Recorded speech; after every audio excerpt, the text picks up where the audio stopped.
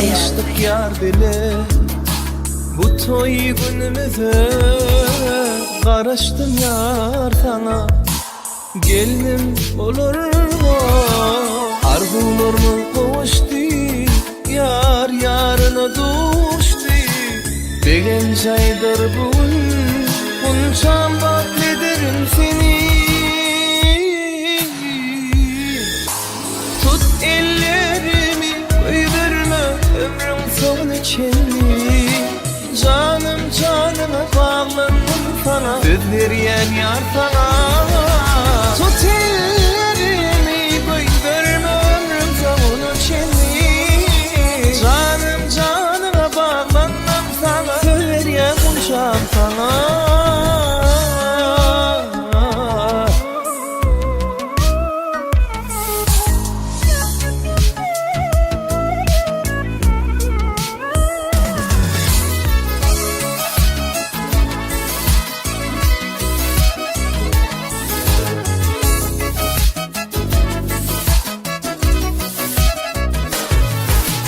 Dost yarlar gelsin bugün toyumuza, enata begensin bizim bahtımıza.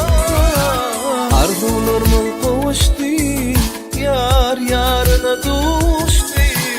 Begen çaydır bugün, bunçam beklederim seni. Tut ellerimi, koyverme ömrüm son içini. Canım canıma bağlandım sana, söz veriyen yar sana. Tut ellerimi, koyverme ömrüm son içini. Canım canıma bağlandım sana, söz veriyen konuşam sana.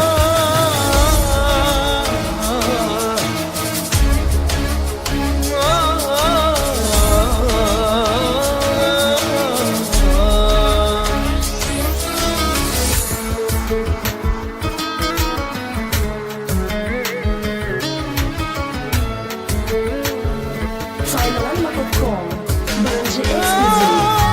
Tut ellerimi, koyverme ömrüm son içini.